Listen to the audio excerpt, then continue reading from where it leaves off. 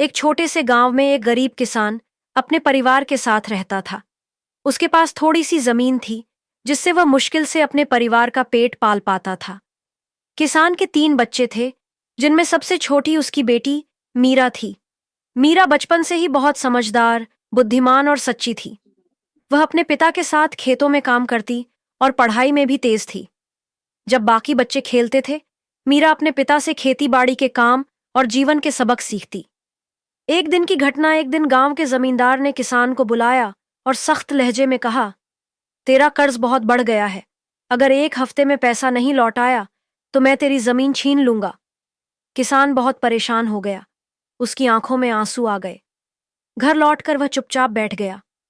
मीरा ने पिता से पूछा, क्या हुआ बाबा? आप इतने उदास क्यों हैं? किसान ने सब कुछ बताया। मीरा ने कुछ देर सोचा और फिर मुस्कुराकर बोली, चिंता मत करो बाबा, मैं कुछ न कुछ रास्ता निकाल लूंगी।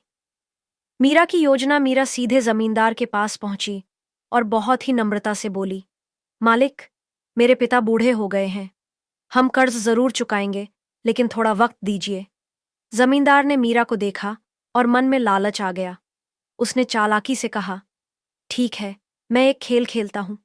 मैं एक थैली में 2 कंकड़ डालूंगा, एक काला और एक सफेद। अगर तुम सफेद कंकड़ निकालोगी तो तुम्हारा कर्ज माफ कर दूंगा और जमीन भी नहीं लूंगा।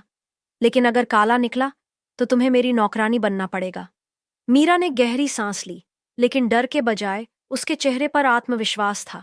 उसने शर्त मान ली। जमींदार की चाल, जमींदार ने 2 कंकड़ उठाए और थैली में डाल दिए, लेकिन उसने चोरी से दोनों काले कंकड़ डाले ताकि कोई भी निकाले मीरा हार ही जाए। मीरा ने यह चालाकी देख ली, लेकिन कुछ नहीं कहा। वह मुस्कुराई और आगे बढ़ी।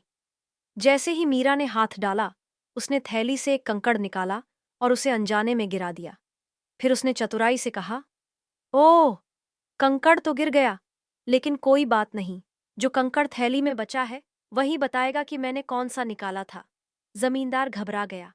अब अगर वह थैली में बचा हुआ कंकड़ दिखाता, जो कि काला था, तो यह साफ हो जाता कि उसने दोनों काले कंकड़ डाले थे।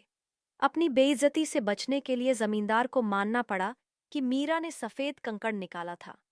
सच की जीत, मीरा की चतुराई और साहस ने न केवल उसके पिता की जमीन बचा ली, बल्कि पूरे गांव में उसकी तारीफ होने लगी। जमींदार को भी अपनी गलती का एहसास हुआ और उसने किसान का सारा कर्ज माफ कर दिया। बाद में गांव के प्रधान ने मीरा को शिक्षा के लिए शहर भेजने का इंतजाम करवाया। मीरा आगे चलकर एक सफल अधिकारी बनी और गांव का नाम रोशन किया।